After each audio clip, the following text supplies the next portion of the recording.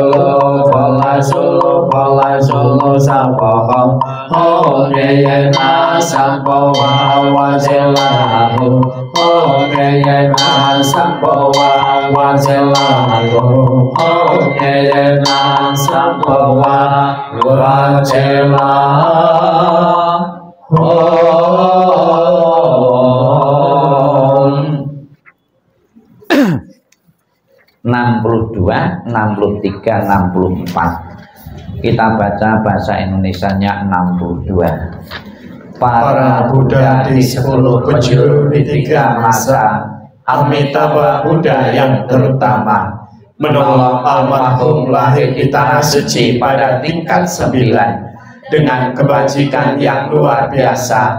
Kini aku berlindung sepenuh hati, bertobat atas kesalahan yang dilakukan pikiran, ucapan, dan perbuatan. Setiap ada kebajikan yang terkumpul, dengan tulus kulimpahkan jasanya.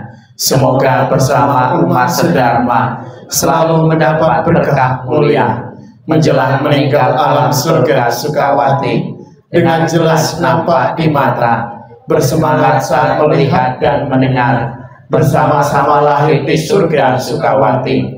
Bertemu Buddha dapat hentikan samsara, seperti Buddha menolong semuanya, memutuskan semua kelesa, derita, loba, dosa, moha, dengan belajar dhamma yang tiada tara, bertekad menolong semua makhluk, dan bertekad mencapai Buddha marga. Alam semesta ada batasnya, namun tekadku tak ada taranya. Semua makhluk berjiwa maupun tidak, bersama-sama sempurnakan semua kebijaksanaan. Para Buddha di 10 penjuru di 3 masa, semua bodhisattva mahasatwa, semua bodhisattva mahasatwa, maha prajna paramita. Kita berdiri halaman 65 dan 66 dan 67 bagian atas. Sankuyi. Marilah kita membimbing almarhum Bapak Sugeng untuk selalu menyatakan pelindungan kepada Buddha, Dharma, dan Sangha sampai tercapai nirwana dengan Sankuyi. 65. Namo Salam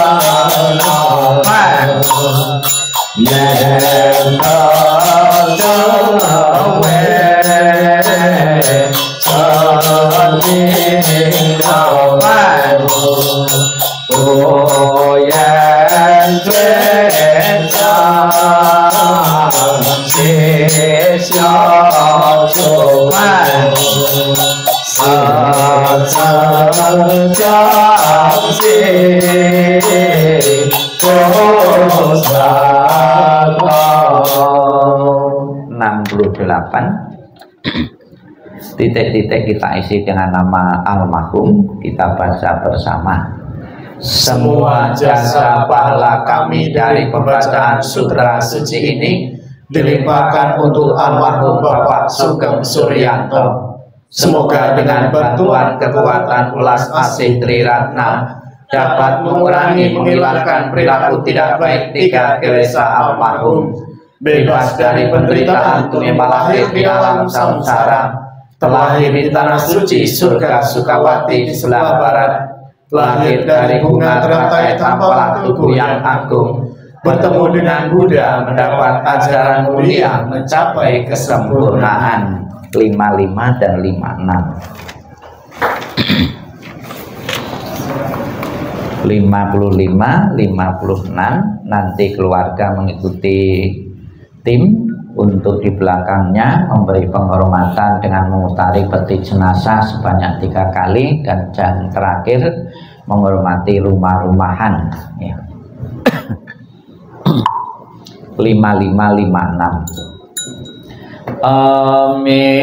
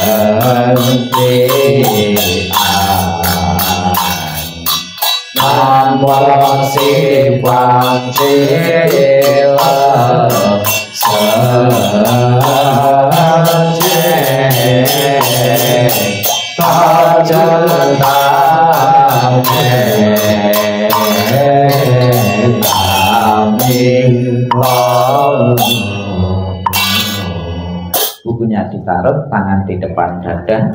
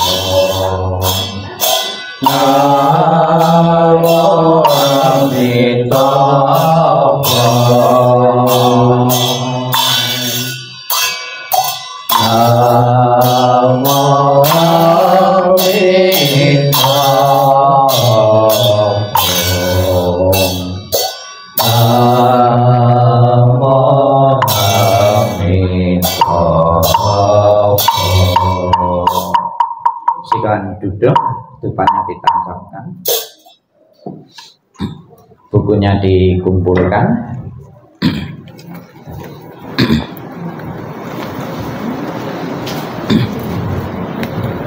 Sebelum kita akan mengakhiri rangkaian pembawaan doa malam terakhir, malam kembang almarhum Bapak Sugeng Suryanto, marilah kita sejenak dalam sikap hening, sikap merenung.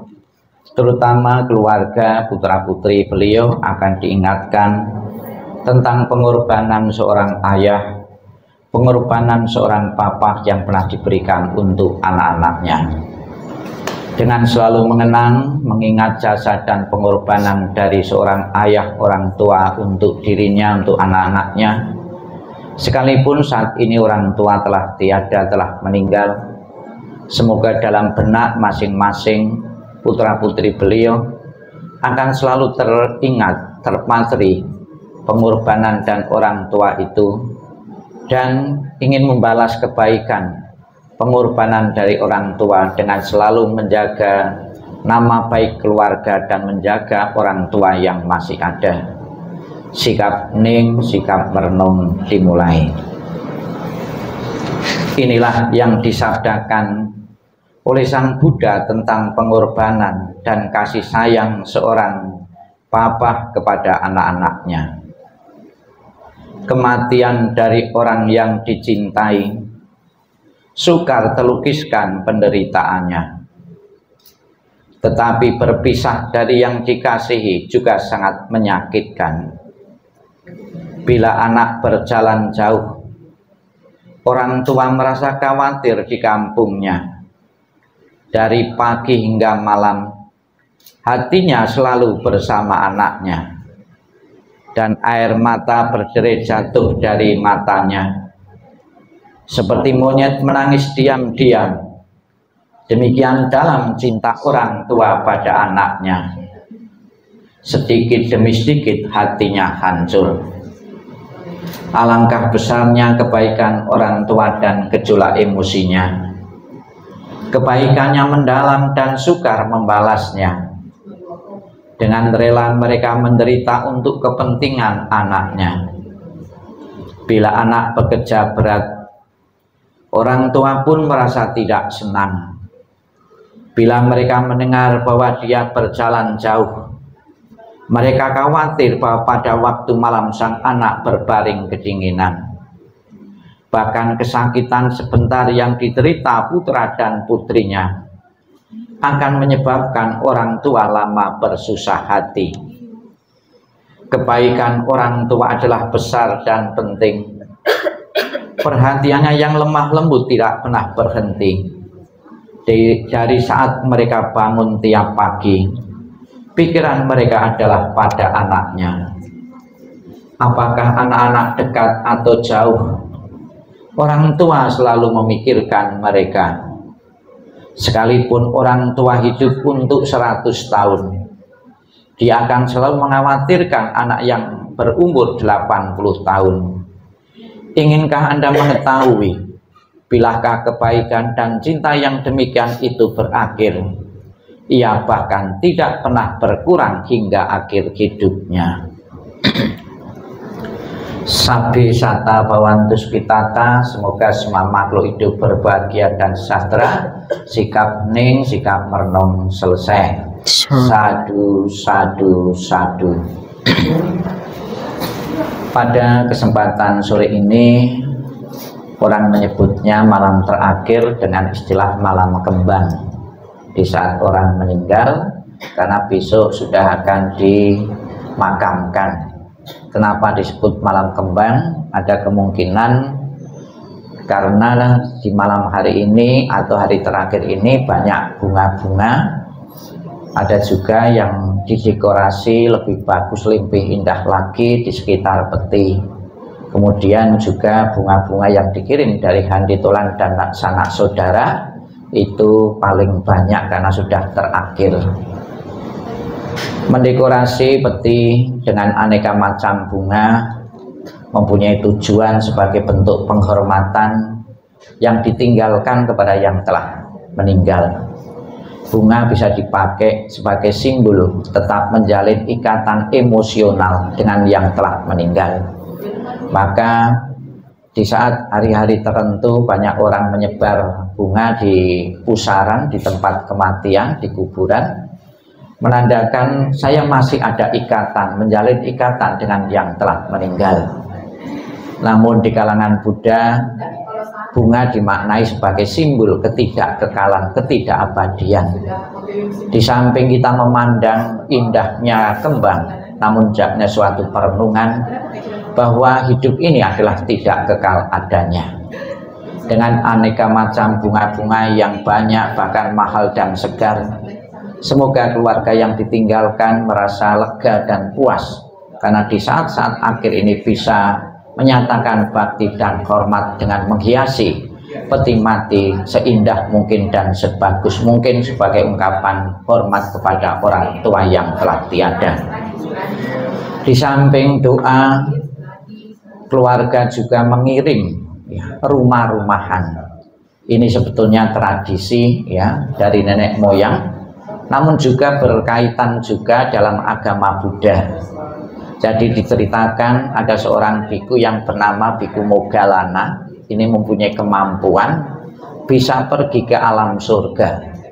Ketika pergi ke alam surga, Biku Moggallana ini mendapati melihat rumah megah mewah masih kosong, belum berpenghuni. Kemudian penasaran, dia turun ke dunia, tanya kepada Sang Buddha. Sang Buddha, ketika saya ke surga mendapati rumah yang kosong, megah, mewah, belum berpenghuni, itu milik siapa? Kemudian Sang Buddha menjawab bahwa rumah itu milik seseorang yang sekalipun dia belum meninggal, di dunia itu banyak melakukan kebaikan-kebaikan, pahala kebaikannya, hadiah kebaikannya, perbuatan bajik di dunia ini sudah menciptakan fasilitas kehidupan yang megah dan mewah di alam surga sana.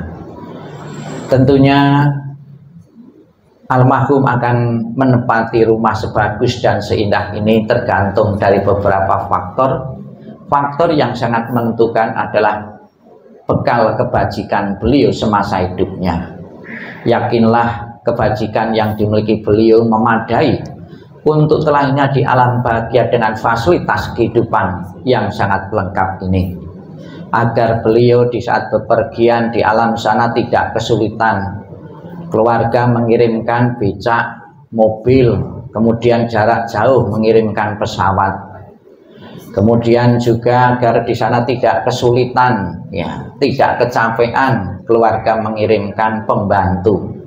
Ya, pembantu-pembantu itu bisa biar tidak keliru karena lebih dari satu dikasih nama masing-masing. Cuma ada perbedaan ya, ada hal yang cukup unik ya. Bajunya ala Chinese ya, namanya ala Jawa ya. Itu. Kemudian juga ada uang-uangan agar di sana pun tidak kesulitan ya di saat belanja, dan juga fasilitas-fasilitas yang lain sebagai bentuk harapan, pengharapan dari hidup kepada yang telah meninggal. Sepeninggal ini almarhum bisa menempati rumah megah dan mewah seperti gambaran yang akan kita kirim ini. Ini adalah bentuk penghormatan, bentuk doa yang hidup kepada yang telah meninggal. Kemudian yang kedua, rumah-rumah ini bisa dimanai, besok akan dibakar, seolah-olah dibawakan, agar almarhum tidak melekat lagi terhadap apa yang pernah dipunyai di dunia ini. Mobilnya, rumahnya tidak melekat lagi karena seolah-olah sudah dibawakan, dibakar. Ini dengan ketidakmelekatan memungkinkan sekali untuk kelahiran-kelahiran di alam-alam yang baik. Kemudian yang ketiga tadi, yang terakhir, kita memberi penghormatan putra-putri beliau. Hendaknya sepeninggal almarhum putra-putri beliau menghormati hasil karya jerih payah dari orang tua, rumahnya, mobilnya. Jangan sepeninggal almarhum langsung berpikir untuk dijual. Waktu ditunggu orang tua tidak berani. Ketika orang tua meninggal kan banyak juga yang anak itu berpikir untuk menjual warisan dari orang tua. Berpikirlah untuk mengembangkan karya dan apa yang telah dirintis orang tua, dibesarkan rumahnya, dimewahkan mobilnya. Itulah cara berpikir bagaimana kita bisa menyatakan bakti dan menjaga nama baik keluarga sebagai balasan orang tua yang telah tiada. Semoga Bapak Ibu sekalian dengan sarana dan prasarana, dengan kembang, dengan rumah-rumahan sebagai simbol penghormatan ini, di saat-saat akhir keluarga merasa puas dan lega karena telah menunaikan kewajiban sebagai seorang anak, menyatakan bakti dengan sarana-sarana yang ada. Kita ucapkan selamat jalan almarhum, jalan yang kolei terang dan lapang, dan keluarga segera mungkin bisa merelakan dan mengikhlaskan kepergianmu. Sadu, sadu, sadu.